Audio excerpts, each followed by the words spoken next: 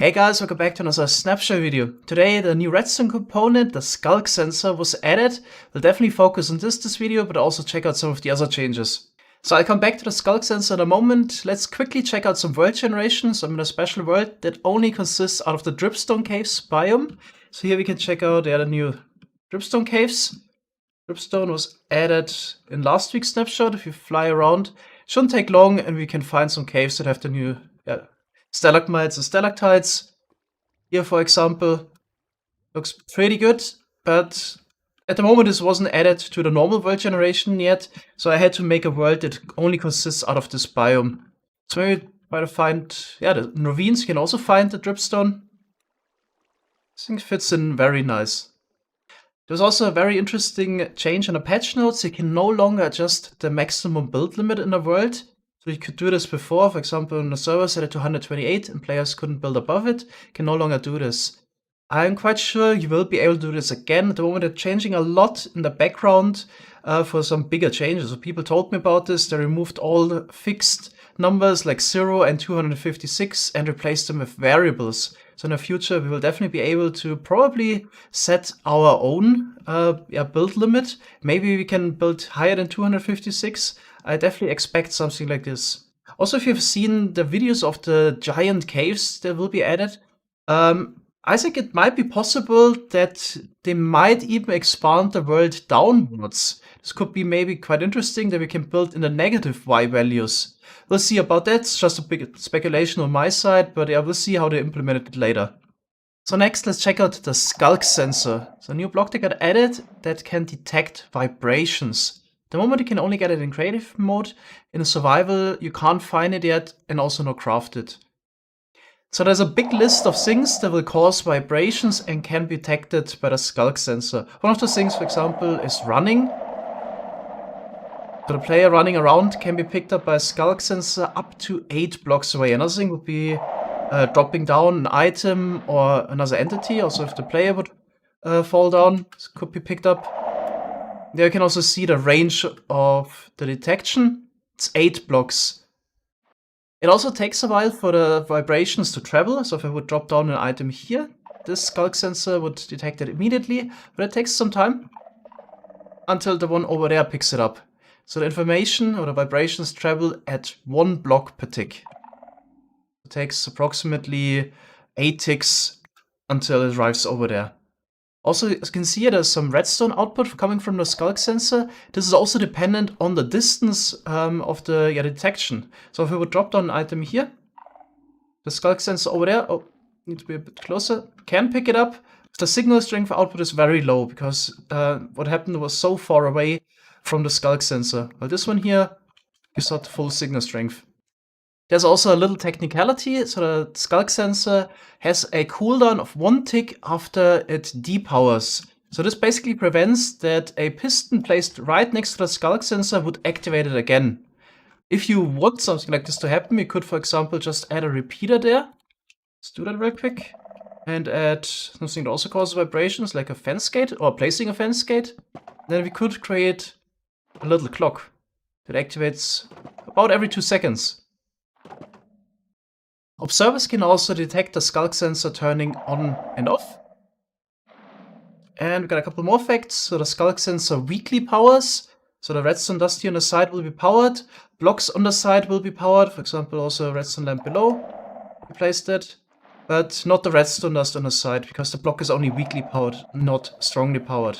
It's also interesting that the Skulk Sensor sends block updates 2 blocks below. So if it QC powers a piston or a dropper or a dispenser, it will also update it. A couple more interesting attributes of the Skulk Sensor. At the moment it's not movable. And wool blocks can be used to prevent the vibrations from reaching the Skulk Sensor if they're directly in the way of it. So if I drop down the item here, Skulk Sensor doesn't pick it up. If I would drop it down here, can pick it up. So you can also place, for example, a wool block diagonally. This should also prevent it from being picked up. Seems like it's always the direct path. If it intersects with a wool block, then the Skulk Sensor doesn't detect it. One of the most interesting applications of the Skulk Sensor is definitely being able to send a signal without directly connecting the in and output. So we can activate this fence gate here, then the Skulk Sensor will pick it up. And we can also chain that, for example. So we have an observer of redstone dust that will power the next fence gate. And then just have a chain of Skulk Sensors and fence gates. And by basically clicking here, we can activate a redstone lab. Okay, this is definitely very nice. Something we couldn't do before, that easily. Next, let's take a look at the interaction between the comparator and the Skulk Sensor. That's definitely one of the most interesting features about it. So depending on the action, the comparator would give out a different signal strength. So this is not to be confused with the redstone output you get depending on the distance. So here you get an output depending on the action you do. For example, if I place a block, I would get a much higher output than if it would just walk, for example. So stepping has the output of 1. Let's take a look at some of the others. Let's just go through the list. So we should get a signal strength output of 2 if there's flapping nearby, so an entity flapping its wings. I tried this with the bat first and I couldn't get it to work. Tried it with the phantom next, that also didn't give out any output, except sometimes it would step on the ground, but the bees do give an output of 2 if they flap their wings nearby. So maybe it will be added later for the bats, but definitely you can detect bees flying. We get signal strength 3 if the Skulk Sensor is detecting an entity swimming. So with a wolf in water, give out signal strength 3, or if the player is swimming. It's also quite interesting. A wolf shaking would give out a signal strength of 6. So you could use that to detect when rainfall stops. So if I set the weather to rain, the wolf will get wet.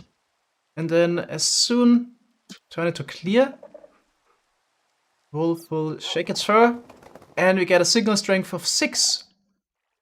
If a player is using an elytra nearby, we would get a signal strength of 4. An entity hitting the ground would cause the Skulk Sensor to give out a signal strength of 5. Let's try that. On this one we only got 1. Let's try it again. Okay, we got 5. Would also work in case an entity falls down.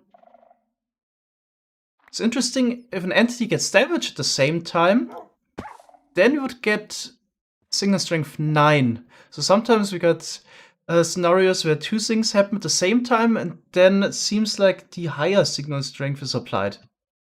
There's a second action that would also give out signal strength 6 besides the wolf shaking. If an entity falls into water, you also get 6. Next we have projectile shooting and landing. So if you shoot it, you would get 7. Let's try that out. 7. And if the arrow lands again, you should get 8. There we go. Next one is player eating. This will cause signal strength 7. And stop eating will cause signal strength 8. It's kind of hard to recreate because if I just eat once, then we still get the output before the player would stop eating. But if you eat twice, we can recreate getting the output of stopping to eat. Signal strength 8. Signal strength 9 we already had, so if an entity takes damage, this will give out signal strength 9. But there's a second one, if you put a piece of armor on an armor stand, you also get 9. It's a bit unfortunate, if you would try to get rid of the armor stand, then you also get 9. Then we got a whole bunch of actions that would cause signal strength 11 or 10. So opening a container, energized chest, etc. would give you a signal strength of 11, and closing it, signal strength of 10. Same goes for something like a button or a lever that you could activate. Also for trapdoor or the door.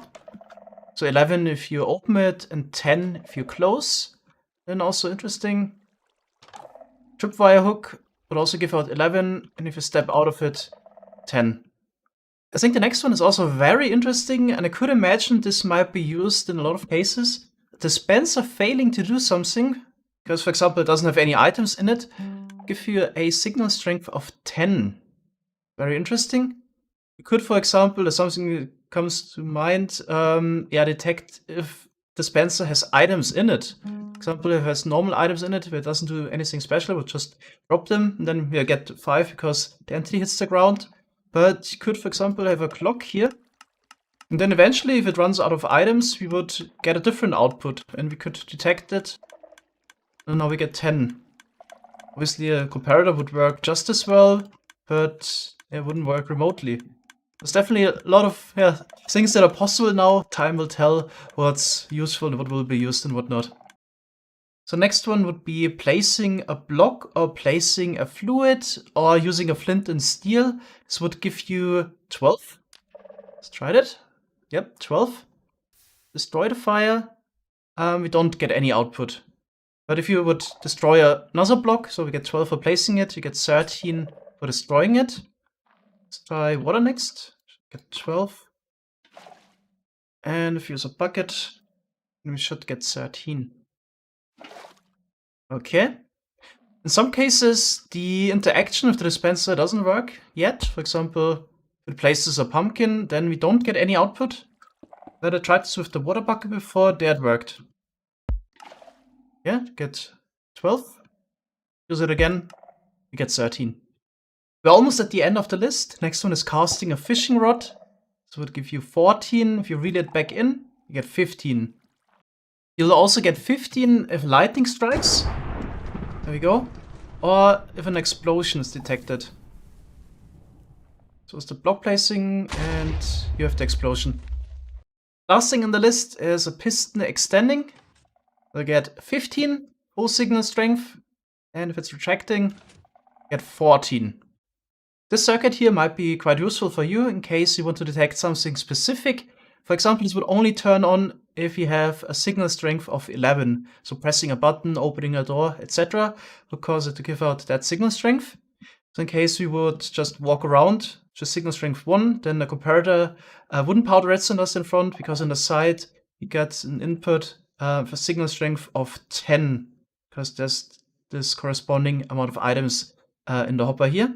In case we, for example, trigger a piston, so that's 15, then the redstone dust here on the side is also powering a repeater, which blocks the comparator here. So only pressing a button would cause the redstone lamp to turn on. Or, for example, get a door. It's too far away now. Let's try that again. Should also work with the door. There we go. So that's all we can do with the Skulk Sensor at the moment. Mojang is still asking for feedback on the Skulk Sensor, so things might still change in the upcoming snapshots. Definitely also report on those changes, if there are any. But so far, I think the Skulk Sensor is very well done. It's definitely not the big revolution some people thought it would be.